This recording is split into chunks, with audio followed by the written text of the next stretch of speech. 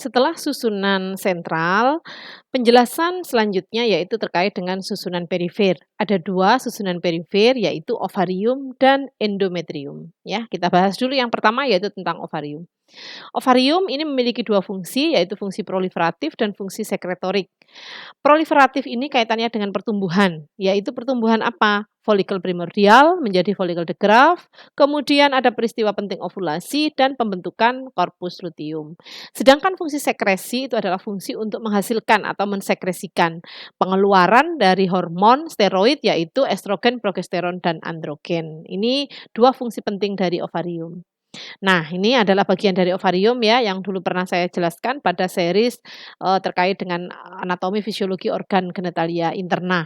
Ini adalah bagian dari ovarium, ada bagian korteks ya, dan ada bagian medula. Korteks bagian pinggir, kemudian ini adalah medula. Nah, di mana pada bagian korteks ini terdapat primordial follicle, yang mana ini karena pengaruh FSH, follicle stimulating hormone, ini akan tumbuh seperti itu dan hanya terpilih satu yang matang yang kita kenal sebagai, ovum ya, ovum yang matang. Ovum yang sudah matang karena pengaruh dari LH, luteinizing hormone, dia akan pecah keluar, lepas, terjadi ovulasi.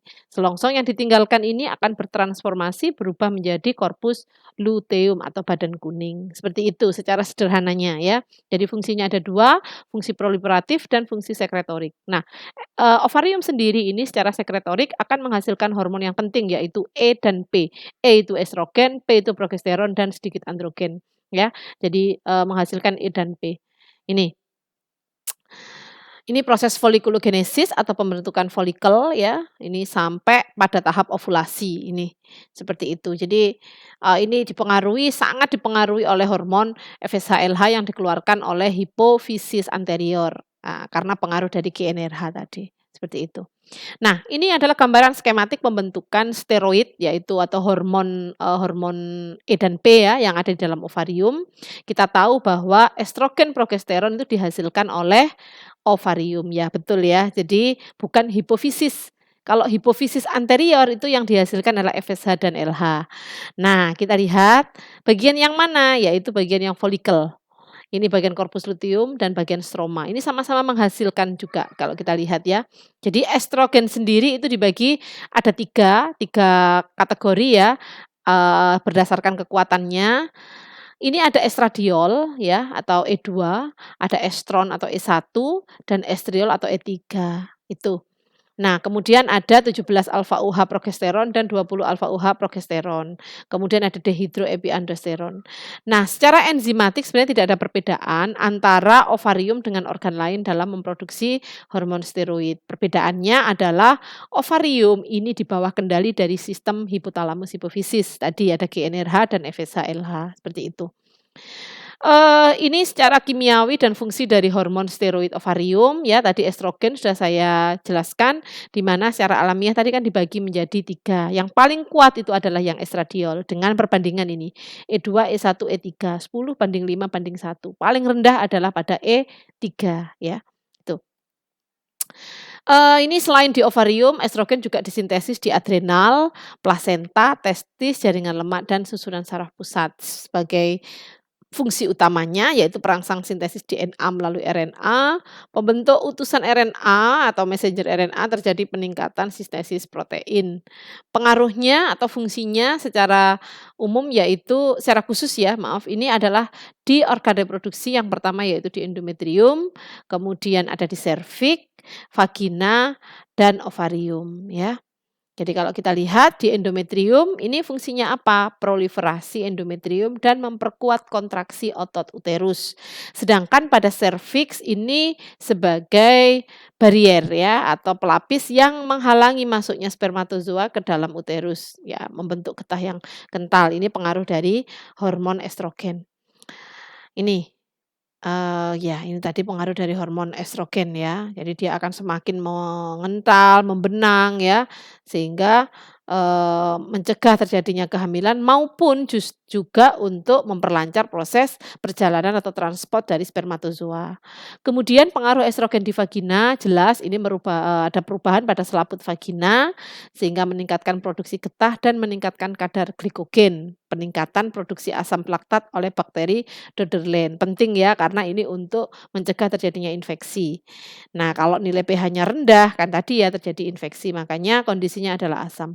Kemudian pada ovarium sendiri estrogen sebenarnya kan estrogen dihasilkan oleh ovarium, namun estrogen itu juga memiliki fungsi pada ovarium itu sendiri, yaitu untuk memicu sintesis reseptor FSH di dalam sel-sel granulosa dan reseptor LH di dalam sel-sel TK. Nah, sedangkan yang progesteron ini merupakan, steroid ya, hormon steroid dengan 21 atom C terutama berada pada folikel dan plasenta ini. Jumlahnya sekitar 1 nanogram per mili ya, sedangkan pada fase luteal ini melonjak.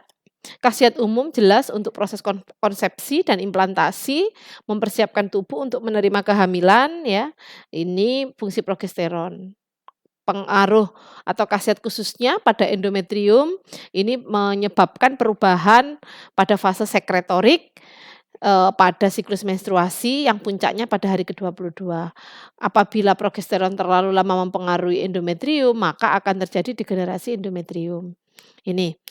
Kemudian pada serviks, pengaruh dari progesteron, ini selama fase luteal jumlah getah serviks akan berkurang dan molekul-molekul besar membentuk jala tebal sehingga tidak dapat dilintasi spermatozoa.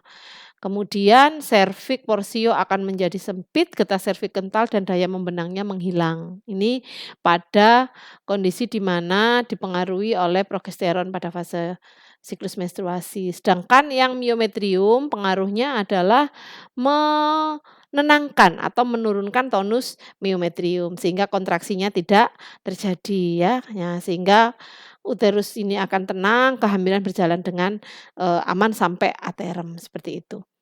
Susunan perifer yang kedua yaitu endometrium, ada fungsi penting. Endometrium itu bagian paling dalam ya dari uterus. Uterus kan ada perimetrium, miometrium, endometrium. Nah, endometrium ini bagian yang berfungsi sebagai tempat nidasi ya. Nidasi itu implantasi hasil konsepsi. Kemudian proses haid, luruhnya darah haid itu adalah bagian dari endometrium. Kemudian petunjuk gangguan fungsional dari steroid seks, pada usia reproduksi dan keadaan tidak hamil, endometrium ini akan mengalami perubahan siklik berkaitan dengan aktivitas ovarium dan juga siklus menstruasi. Ada 2 lapisan, lapisan basal dan lapisan fungsional. Nah, di bawah pengaruh estrogen, lapisan fungsional ini akan berproliferasi atau bertumbuh. Di bawah pengaruh estrogen dan progesteron, lapisan fungsional akan bersekresi. Terus, nah pada kehamilan, endometrium dinamakan sebagai lapisan desidua. Jika tidak ada fertilisasi, akan terjadi haid. Terus seperti itu prosesnya ya. Ini gambarannya, ini adalah gambaran endometriumnya, yang mana setelah haid ini akan mulai tumbuh pelan-pelan. Nah, ini yang kita kenal sebagai fase proliferasi. Nah, ini bisa tumbuh seperti ini karena pengaruh dari hormon estrogen dan juga nantinya hormon progesteron ya, seperti itu. Nanti akan ada penjelasan lebih detail tentang siklus menstruasi. Ini beberapa bagian dari steroid seks dan juga efek utamanya ya, ini bisa dibaca sendiri nanti. Tadi secara umum sudah saya jelaskan. Terima kasih, setelah sesi ini akan ada sesi penjelasan tentang siklus menstruasi.